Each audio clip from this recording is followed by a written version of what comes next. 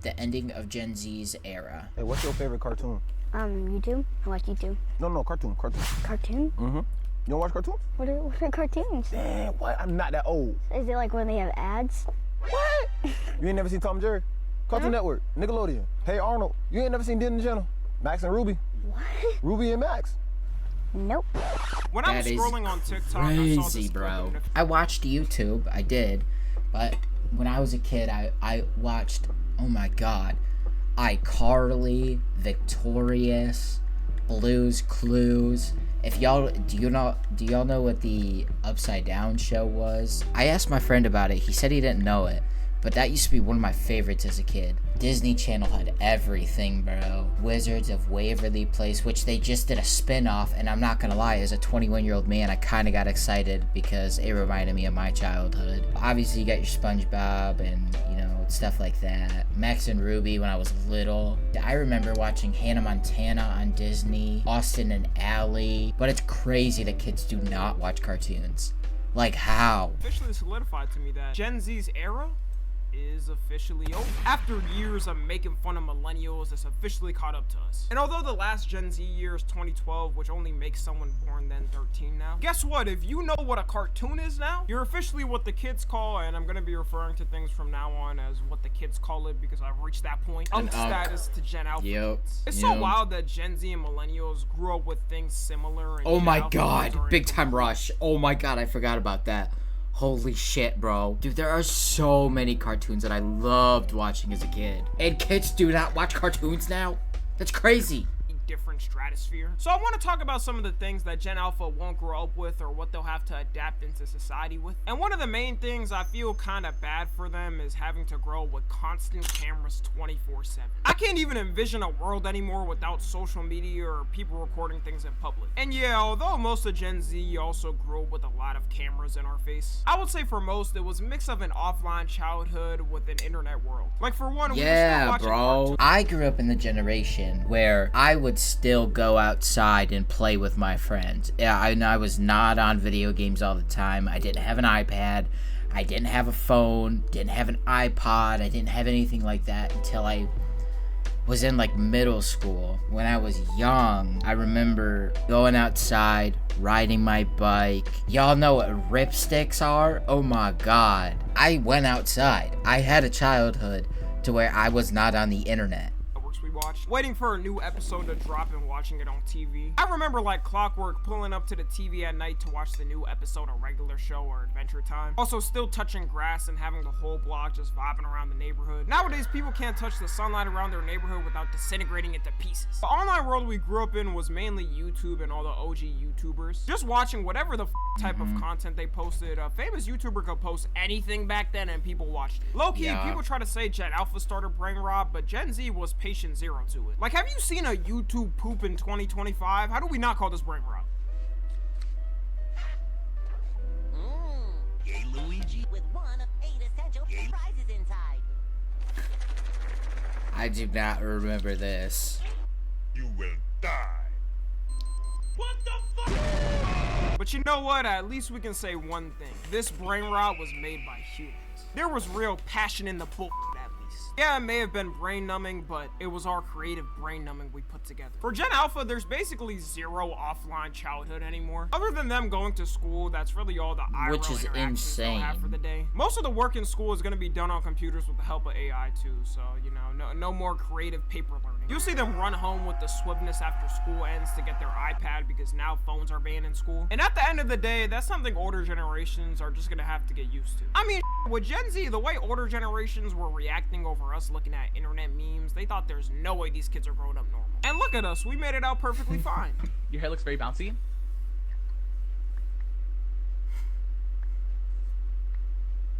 Nuke the whole generation.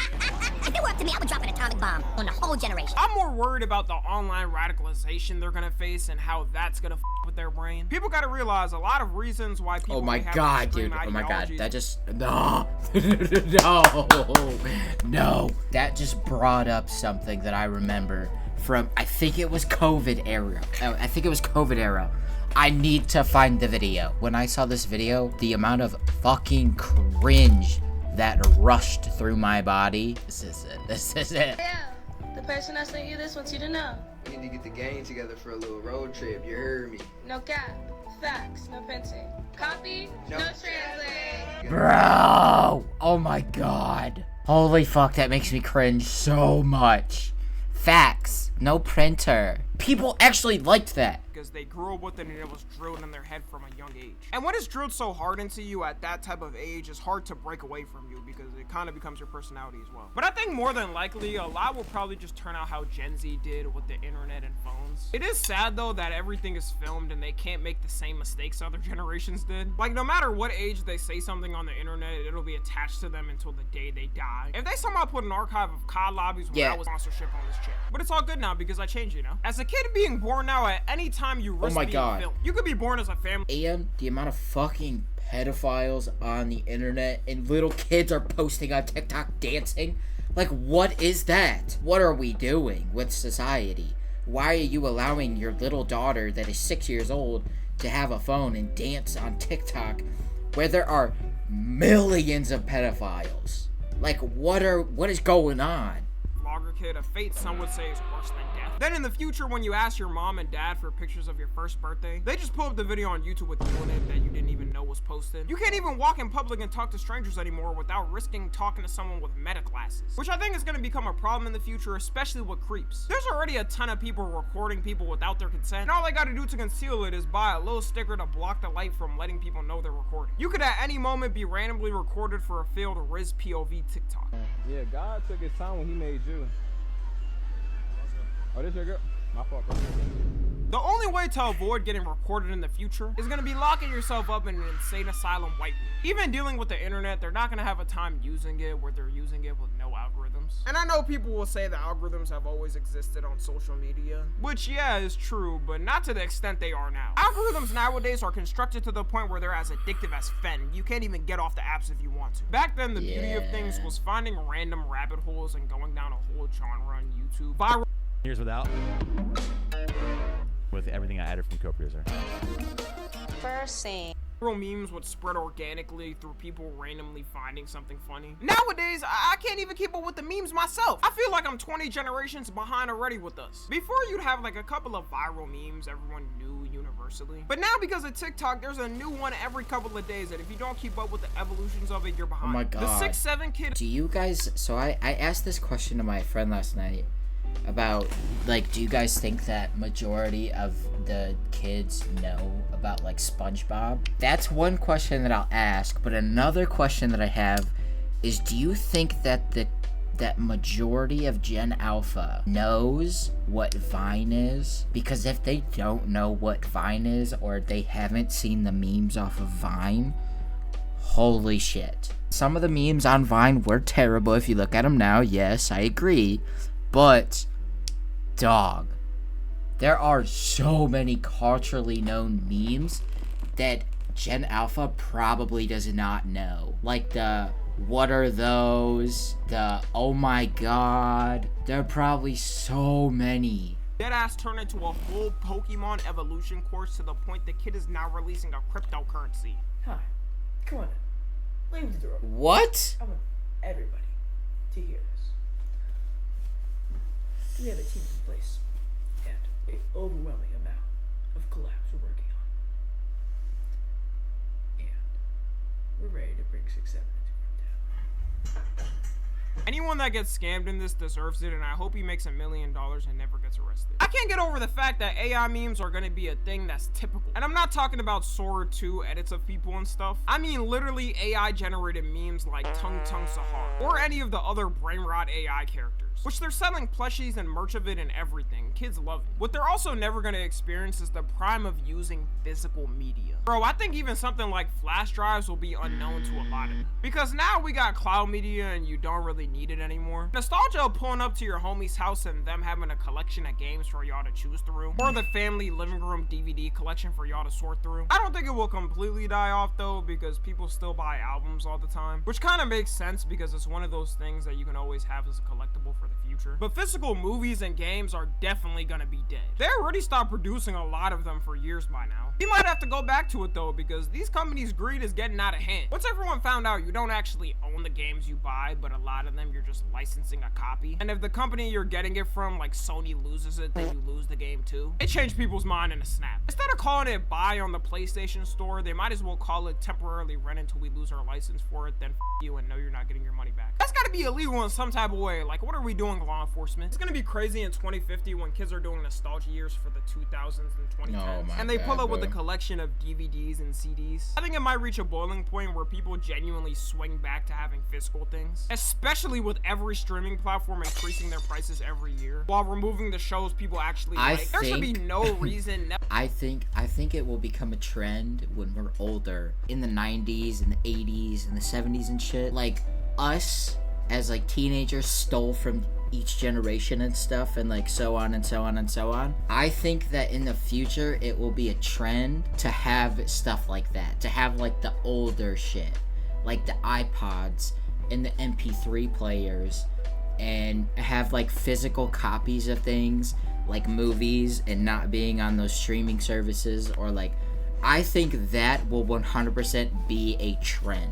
I think it will. I think it will be a trend to own physical copies of movies, listen to music on an iPod or an MP3 player with headphone jacks. I guarantee it will be.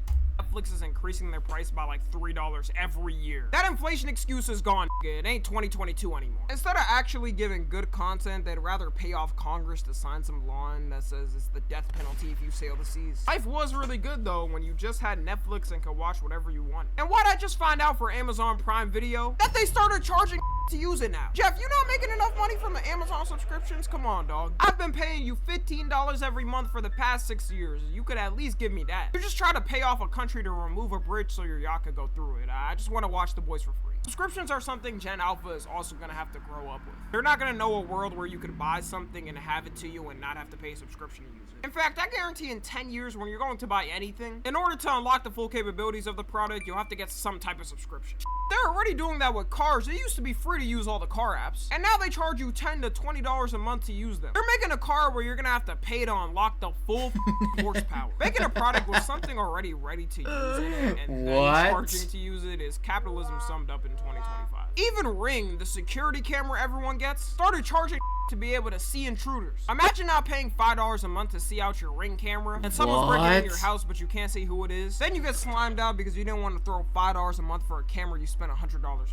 I've noticed in the past decade they've been doing this for a lot of products. A company will release the product that's cool and everyone in the public and then fucking loves. charge Then when you. the public starts to rely on it, that's when they press the "F you nigga, we push and greet to the max" button. And it always works because a lot of people are still gonna keep with the product even if they increase it. I miss when companies used to be treating customers like customers. I think it should be illegal to where if you buy and own something and you've owned it and then they charge you to use that product, that should be illegal. 1000% that should be illegal. They blessed everyone with iPhones back then, and now they're coming up with a new way to charge you for looking at your phone. Okay, I made that one up, but you can't tell me that Apple Care isn't one of the dumbest subscriptions to ever exist. You gotta be one clumsy motherfucker to be paying over $100 every year on your phone for insurance. Put an OtterBox on it and call it a day if you're that clumsy. And the last thing they truly won't experience is things actually being affordable. Things for us are already unaffordable, like houses for who knows how long have been cooked. But at least we can say we grew up in times with a dollar menu that actually cost $1. This is how I weigh the economy. Don't bring me this value meal bullshit at McDonald's. If the McChicken ain't $1, it ain't the same. It wasn't even too long ago that things were going down the right path. Actually, in 2019, for the first time in 50 years, the US unemployment rate was 3.7%. And a lot of the world's GDPs were growing. In fact, it was one of the strongest economic years of the 21st century. Then the big COVID happened and we cooked probably the next 2 generations to come. Corporations decided to use it as a scapegoat to be greedy. The McChicken became $4. Every time I mention that, someone has a heart attack in a random part of the world. Even with normal inflation now, the average cost of a new car in 2050 is going to be between $90,000 to $133,000.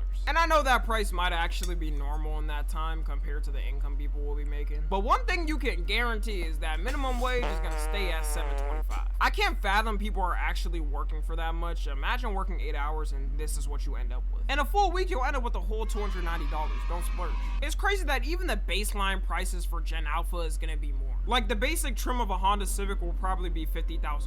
And they think the birth rate is bad now, just wait until the next generation. Shout out to the young parents and but I dodged the bullet not having a kid in this time. I genuinely will be 2 times poorer if I had a kid right now, and I would probably be broke by now. And I don't even blame the Gen Alpha kids, because they'll probably be hunting for scraps by the time they're over. Anyways, that's gonna be it. Let me know how y'all feel about getting old. W fucking Tommy, W video. I don't understand it.